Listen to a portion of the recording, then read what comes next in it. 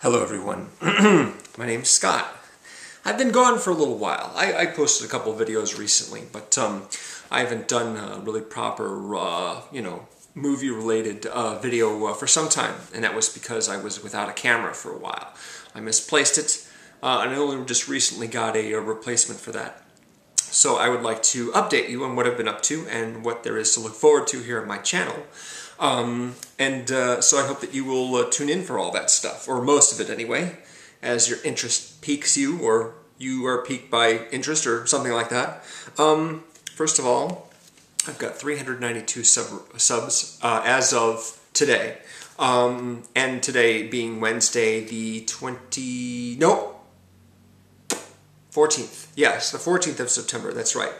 So I'm only just a few steps away from 400 subscribers, which means that I'm going to be doing a new contest very soon. The contest will involve video responses only. No private message entries or comment entries this time around, regrettably. But hopefully most of you who enjoy making videos will want to participate in that. I'll have a couple of opportunities, a couple of different ways to enter the contest. One of these might hopefully include what I call the Sin City experiment. And this is something that I've mentioned in previous videos, but haven't gotten around to doing because, unfortunately, I do not have the information that I need in order to execute it. I'll tell you what I'm talking about. I have this copy right here. This is the special edition Region 1 copy of Sin City. I've had this for a while. It's like my favorite DVD package ever. I love the special features on it and everything like that. And I want those of you who also own this copy to be able to participate with this experiment with me and give me a reaction. However, I don't want to include only the people who own this particular Region 1 non-Blu-ray version of the disc. So I made some inquiries as to some of the features on other versions of the disc. The Inner DVD Pattern was very helpful. He owns the Blu-ray copy of this. And he was able to give me the information that I needed, which was that there is a crucial feature on the Blu-ray, or I should say on the non-Blu-ray version of this disc, that is not on the Blu-ray. This version has a feature that the Blu-ray does not. It's not even a special feature, it's a standard feature, it's a regular, ordinary feature, and it's not on there. I don't understand that. But what I've learned is that basically because the Blu-ray version does not have this feature, those who have just the Blu-ray version and not the Region 1 regular version wouldn't be able to participate in this particular challenge, which is unfortunate. However, there still remains the question about Region 2. I know I've got a lot of people who live in Europe, watch Region 2 DVDs, might have this version, as it's called, the recut extended version of Sin City, on Region 2, either in Blu-ray or not in Blu-ray. But I have some conflicting information as to exactly what the features are on that particular disc. I spoke with one of my compadres on the collab channel I'm part of, the Movie Reviewers 100. And though he didn't own either of the two versions, he made some inquiries and gave me some information that conflicted, unfortunately, with the information that I got from the website play.com. So I don't know exactly what the Region 2 disc has on it or doesn't have. So I'm hoping that those of you who watch and collect Region 2 DVDs, if you've got this disc, if you've got the recut extended version of this movie on either Blu-ray or regular, or both preferably, that you might be able to send me a message letting me know that you've got it, and then I need to ask you basically some technical questions about it. It's important because without answering these questions, I wouldn't be able to include only the people who have this version, basically. Only the people who have this version right here would be able to participate in the experiment, which is unfortunate. So I wanted to just, ask that those of you who have Region 2 versions of this movie, please contact me. Send me a private message. Let me know that you've got it or that you have access to it. You can take a look at it, and I will message you back, and I will ask, a couple of questions about just some technical aspects about the disc. Not complicated questions, but just stuff that I need to know just in order to make sure that it works all right. And I want to be doing that very soon. The contest, like I said, should be very soon because I'm only 8 subs away from 400. So yeah, please get back to me on that if you would. I would appreciate it. Now, about my new camera here. I wanted to make mention of this because I have I've been having trouble basically with the HD version of the flip camera. The flip camera is being discontinued, so they're being sold, you know, nice and cheap these days. But none of the major retailers that I looked at has the non-HD version of the camera. The original version of this camera that I got was available around Christmas, Thanksgiving or so of 2008. That's when I picked it up, and that's when I started using it and posting videos regularly here on YouTube. So I wanted the non-HD version of the camera because the uploading time is so much shorter. On my computer, I have a wireless connection through my cell phone, through my self-service, and unfortunately it doesn't work too well because with an HD video, especially a long one, there's so much data. There's just so much data to upload that it just takes forever, and the possibility the connection can be broken during the upload time is pretty good. In fact, it's happened every single time I've tried to upload from my laptop. So I've had to go to a public terminal. And although the format that you're watching me on is not widescreen, that doesn't mean, unfortunately, that it isn't HD. In fact, this is an HD camera that I'm recording this with. I just didn't realize it because it doesn't say HD on it and it's not in widescreen. I could get some technical information about the format, but if you take a look above and below my head, this area would not be as great on the widescreen format. It would probably be the same width, but it would just be shorter and closer to your face. That's kind of how a lot of widescreen works these days, which is disappointing.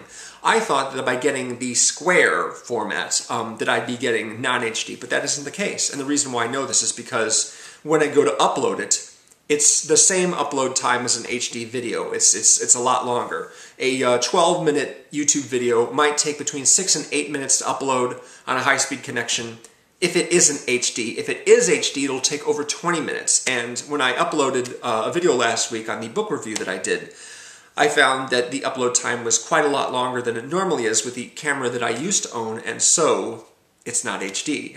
I mean, it is HD. This right here is HD, despite the fact that it's not in widescreen. It's a little confusing. But ultimately, I'm going to have to get a better connection for my computer, upgrade software, something like that, in order for this to work at home. Because right now, I need to go to a public terminal whenever I need to post anything, which is a little annoying. Anyway, since I had some downtime, since I was, oh, by the way, I should mention that I'm timing this right now. I originally was going to make this video just over 45 minutes long because gineriella, one of the people who I watch all the time here on YouTube, very funny girl in Jersey who loves to rip on movies she doesn't like and bands she doesn't like and, you know, celebrities she doesn't like. She did a Q&A video, and it was 54 minutes long, and so I'm like, maybe I should test the boundaries of what I can upload, because I know from my Stieg Larsson video that I can post a video that's over 20 minutes long, and probably up to, say, just under 30 minutes long, but I didn't know if I could post anything longer than that. So I was going to post a video that was just over 45 minutes long. It turned out to be 48, the original version that I recorded, but then when I uploaded, I realized it was going to take way too long to upload. It was going to take 90 minutes at least to upload this video, and since I was sitting at a public terminal paying for every minute, that would have been a little expensive. So I said, heck with that, I'll just do the shorter version, which doesn't include all the summer recap and fall preview and stuff like that. I might get around to doing a fall preview, but everyone's got that issue right now. So, but in any case, gineriella did a video a while back, which I will link to, which is all about sort of the need to be a celebrity and the desire for fame and how that tends to outweigh whatever it is that you're doing that might be considered an accomplishment in and of itself, something like that. So given that I was spending time trying to get into the LTA Movie Club, which is a Philip DeFranco channel in which he invites people to send in videos with the reactions to the movies that they watch, and he cuts them all together. Now, I got into this series a couple times. I've had clips from my videos in a couple of those videos. But the last couple that I tried to get in on were Rubber, which is a low-budget indie movie, and of course Quentin Tarantino's Pulp Fiction, which is a classic. And I didn't get in either one, unfortunately. I spent a lot of time writing alternate lyrics to one of the songs on the Pulp Fiction soundtrack and delivering my review that way, and I didn't get in. I was just like, wow, all that effort for nothing. But yeah, so I sort of, since I took a break, I kind of like tended to sort of reassess why I'm doing this, and the reason why I'm doing this is the same as it always is, to recommend movies that that I enjoy, that I appreciate, that I admire, and hopefully people who watch my stuff will go, gee, that sounds interesting, I ought to check that movie out. Occasionally I'll rip into movies, movies that I don't like, but I think it's a better use of everyone's time if I simply recommend movies that I think are good, so that people might venture to check them out, because they might have value in that. Now, a lot of people, of course, have revenue sharing on their YouTube videos. The little pop-up ads, the ads over on the side, whatever, and I do not at this point. However, I did receive notification from YouTube that's sort of an invitation to join the revenue sharing. So I thought to myself, well, what are the benefits of this exactly? A little bit of extra money, maybe a little more exposure because my videos would be promoted over those that did not have revenue sharing. But these days it seems like half the people I watch have revenue sharing on them, and the negatives are, of course, ads on your videos. I don't necessarily want ads on my videos because A, I can't control what the ads are for, and B, I'd just rather not have ads on my videos that people need to click to go away. And also there's the possibility that my account could suffer because my content will be limited in some way. I don't know how it works exactly, but I'm sure they have some way of detecting whether or not you're playing background music that they feel is not appropriate or copyright protected or something like that, and they will take it away. There was a guy who's making videos right now. His name is Jay. He's known as Absolute Sublime One. And he got a number of what they call suspicious clicks on his videos, maybe an suspiciously excessive number of clicks on his videos. And so he came under suspicion that someone was, that he was trying to boost his own revenue by, clicking more times than the average on his video, something like that. Anyway, Google Ads have just yanked his revenue sharing privileges away from him, so he ended up having to start a whole new channel, which wasn't necessarily a bad thing because all of his subscribers probably went over to his new channel, and he got to add the E into Absolute Sublime One, so that's a good thing. But I've got, well over 250 videos on my channel right now. I'm not interested in deleting any of them, even if they don't get a lot of views. I mean, someone might, enjoy them at some day. But yeah, if that kind of thing happened to me, I would just feel like I had put so much effort in that would be wasted. So that's a negative right there. That's a reason not to do the revenue sharing and get involved with Google Ad Server and all that kind of stuff, because you just don't know what could happen, what the negative consequences that could be. But I'd like some reaction from you guys. If you have an opinion as to whether or not I should start putting ads on my videos and get a little money for it. If you think that's a good thing, let me know why. If you think that's a bad thing, let me know why. If you've had bad experiences, I'd like to know about it. I'm leaning towards not. I'm leaning towards not doing it because, I didn't really want to start to get in this by making money and trying to, aggressively build a fan base so I could get more revenue. What am I doing? I'm just talking about movies here, It's not like I've got some product of my own to sell, although I do have some things that I'd like to mention related to me that I'll get into later. But yeah, I'm leaning towards no revenue sharing. But if you've got an opinion on the matter, please leave me a comment, let me know, something like that. So, what's been going on with me lately, aside from that, is I'm on vacation now. Today is the first day of my vacation. I'm off for 2 weeks. And I'm going to be making a sojourn down to Florida to visit my dad, who lives in St. Petersburg, near Tampa. And that's going to be a lot of fun, but I'm going to be hanging around here. The last couple of vacations I've done vacay vlogs. Let's see how we're doing here on time. 36 or so? Okay, yeah, so just under 15 minutes right now. I don't want this to go on too long, not more than half an hour, so I'm timing myself. Yeah, so I'm going down there to relax and enjoy some time, but in the past couple of vacations, I've done video, daily vacay vlogs, and I'm not going to be doing that this time around because I've just got other stuff I need to work on. But I am going to be posting videos, of course, very soon on other matters, and I'll get to that in a second. Recently, I went to St. Louis to see some friends of mine who had shot a film there. A year ago, I had made a trip down there to participate in the shooting, and they were premiering it at the St. Louis Film Festival. If you notice my shirt right here, this is my souvenir shirt from the film, from the screening, Love Stalker. It's a comedy about a player wannabe who's always trying to get in with whatever ladies he meets on a particular night. He meets this girl who really likes her. He's compromised. It's kind of creepy, also funny. A couple of good friends of mine who I've known for many years, they co-directed it and shot it in St. Louis, and it looks really great right now. The latest version of it looks really nice. They shot it in, a digital camera. It looks terrific. So yeah, I just want to mention them. I've got the link to the trailer below if you'd like to check that out. And also below, I'd like to link the trailer for Worst Movie Ever, which is something that my brother participated in Denver. And what's really cool about this movie is though it was made for, just a teeny little amount of money, if anything at all. And, it was just something that was basically shot over the course of a few days and is aggressively stupid.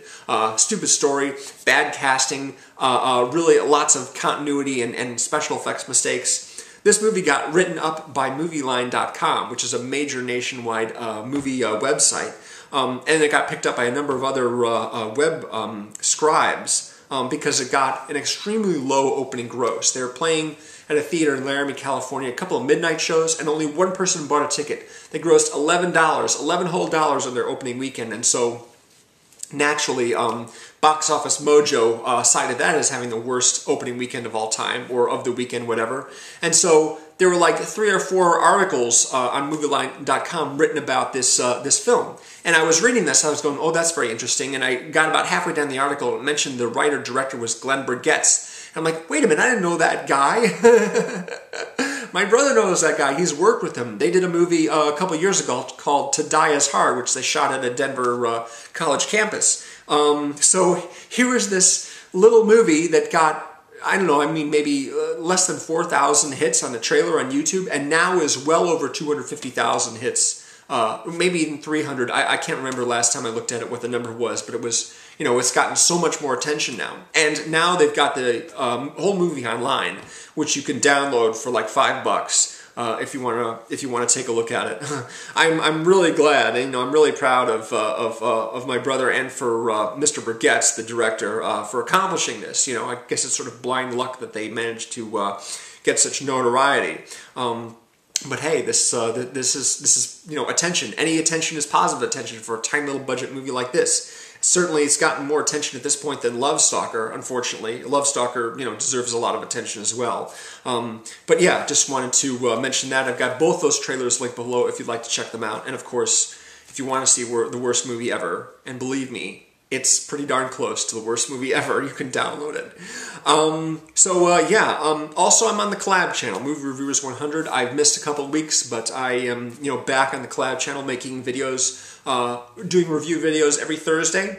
So expect another review from me tomorrow. Looking forward to that. And there is also the series that I started back in March which I call the Tragic Science Fiction Romantic Film series. Is basically my own little sub-genre that I invented based on a few movies that I liked.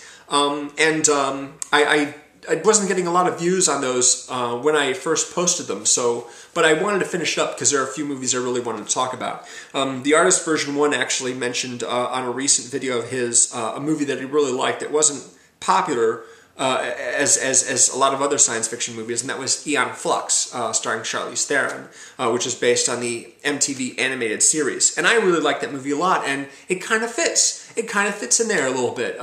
So I will do a video on that, and also on 2 of my favorite tragic science fiction romance films, and that's 12 Monkeys, directed by Terry Gilliam, and The Fly, directed by David Cronenberg. So I will have those videos up at some point in the future. When exactly, I'm not sure, but I do want to do them, so you can look forward to that. But the thing that I'm most excited about is I've got a new director's series lined up. Unfortunately, as a lot of you know, I was doing a director's series with a college student in Florida who has left YouTube, has shut down her channel due to some personal issues. So we didn't get to finish the Martin Scorsese series that we were doing. We came close. We did 10 out of 12 movies. But the series that I want to do next is from the director of Contagion, and that would be Steven Soderbergh. I saw Contagion, liked it, decent movie. Not one of my favorites by him, but he's made so many good movies, it doesn't have to be a favorite in order for it to qualify as a movie that I like by him. He's most of the movies that he's made that I like. So Soderbergh has a huge, diverse resume. He's done a lot of different genres, and I've selected 20 movies that I'm going to review, but not one at a time. I'm going to do them in pairs. So it's like 10 videos where I do 2 movies apiece. So there is that to look forward to. Steven Soderbergh, he's a terrific guy, amazing filmmaker, and he's done lots of good movies, so I'm looking forward to talking about those films more. And I want to do another series, but not until the new year. I figure when October rolls around, I can start Soderbergh and I'll have like 3 months, I guess, to do those 10 videos. But once the new year rolls around, there's another film, a big film coming out next year, which is done by a guy that I really, really admire quite a lot. So I'm going to be spending like 4 months talking about all the stuff that he's done, because he's done films, and he's done television, and he's done comics, and he's done the web thing. And I think you might know who I'm talking about right now, but I won't make an official announcement about that just yet. And that is all that I have for right now. So please, again, the Sin City thing, the Region 2 thing. If you've got one of those recut and extended versions of Sin City and Region 2, send me a message, let me know about it. Let me ask you a couple of questions about it. A simple matter, really, but I really would like to know this because the contest is going to be soon, and I'm going to have like 3 different challenges plus the Sin City challenge, and there's going to be, you know, a drawing for the people who participate in there. So thanks very much for watching. I don't think this is too long at this point. Probably, yeah, it's just over 20 minutes now, so that I should be fine. It'll take a little while to upload, but not as long as a 48-minute video, which I'm not even sure that I can actually post. I was just going to post 48-minute video or upload it and then see whether or not YouTube would take it, or we would say, sorry, that's too long. And 2 hours is a little bit long to upload a video only to have it be rejected. So, you know, half hour is still my limit right now, for now. Anyway, thank you very much for watching, guys. Take it easy, and I will talk to you again soon. Later.